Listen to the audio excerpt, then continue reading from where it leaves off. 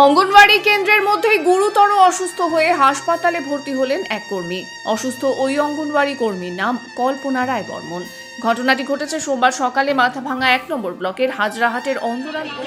অতিরিক্ত কাজের চাপে কিন্তু আমাদের আইসিডিএস কর্মীরা অসুস্থ হয়ে পড়ছে।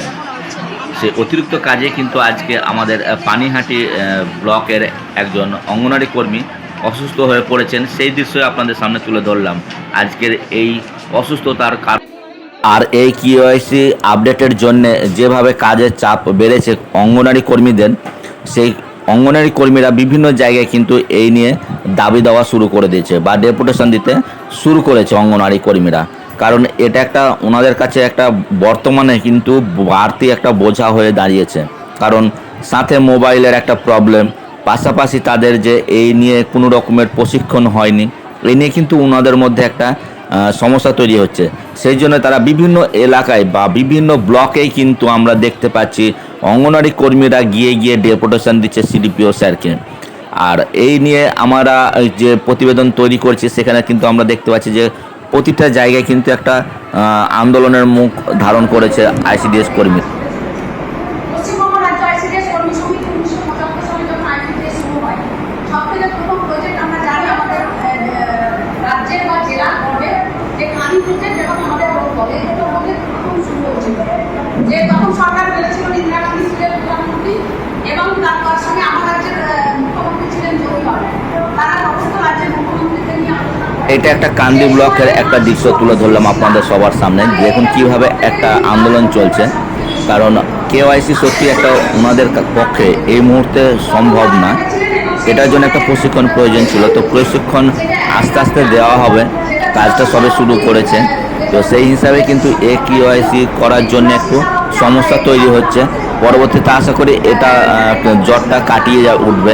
কিন্তু প্রথমত অঙ্গনওয়াড়ি কর্মীদের খুব সমস্যা হচ্ছে, কারণ তাদের কেওয়াইসি আপডেট করতে গিয়ে অনেক সমস্যার সম্মুখীন হতে হচ্ছে। তো সেই দৃশ্যগুলোই আপনাদের সামনে তুলে ধরছি।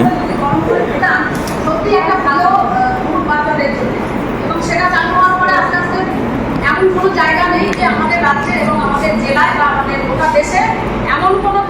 আর কেওয়াইসি আপডেট এই মুহূর্তে করা সম্ভব না বলে তারা কিন্তু বিভিন্ন জায়গায় যে আন্দোলন করছে সেই রকমই একটা দৃশ্য আপনাদের সামনে তুলে ধরছি। বহরমপুরের একটা দৃশ্য, সেই বহরমপুরের দৃশ্যতে দেখুন কিভাবে অঙ্গনওয়াড়ি কর্মীরা রাস্তায় বসে পড়েছে এবং বসে পড়ে তাদের যে আন্দোলনের সমস্যা বা কী জন্য তারা সমস্যায় পড়েছে সেই সমস্যাগুলো নিয়ে কিন্তু তারা এখন চুলচোরা বিশ্লেষণ করছে এই আন্দোলনের মাধ্যমে। তো দেখতে থাকুন আমার এই প্রতিবেদন।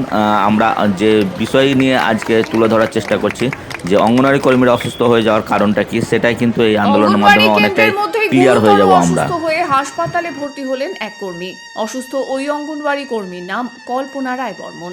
ঘটনাটি ঘটেছে সোমবার সকালে মাথাভাঙা 1 নম্বর ব্লকের হাজরাহাটের অন্দরান পখিহাগা এলাকার পাইকারের বাড়ির 72 নম্বর অঙ্গনওয়াড়ি কেন্দ্রে। খবর পেয়ে সেখানে সঙ্গে সঙ্গে ছুটে যান সুপারভাইজার পারুল রায়। পরে অসুস্থ ওই মহিলা অঙ্গনওয়াড়ি কর্মীকে মাথাভাঙা মহকুমা হাসপাতালে চিকিৎসার জন্য নিয়ে যাওয়া হয়। সেখানেই বর্তমানে কল্পনা দেবী চিকিৎসাধীন রয়েছেন। স্থানীয় ও পুলিশ সূত্রে জানা গিয়েছে, গ্রামবাসীদের একাংশের সঙ্গে বাগবিতণ্ডায় জড়িয়ে পড়েন ওই অঙ্গনওয়াড়ি কর্মী।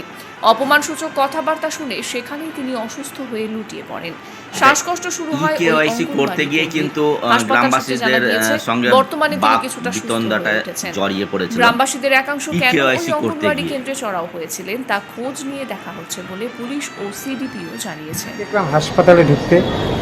অ্যাকচুয়ালি পেশেন্ট বলতে আজকে আমি সেন্টারে গেছি দৈনন্দিনের মতো। এদিকে আমাদের অঙ্গনওয়াড়ি কর্মীদের পাশাপাশি আমাদের যে আশা কর্মীরা আছে ওনারাও কিন্তু বেশ সমস্যার মধ্যে পড়েছে। তাদের যে কর্মকাণ্ড বা কাজ করার যে পদ্ধতি সেই সমস্ত বিষয় নিয়ে তারা কিন্তু সমস্যার মধ্যে পড়েছে।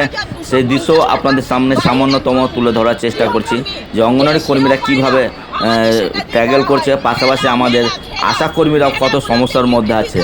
আজকে আশা কর্মীদের ছোট্ট একটা প্রতিবেদন আপনাদের সামনে আমি তুলে ধরলাম। তো আজ এই পর্যন্ত, আবার নতুন ভিডিওতে হাজির হব।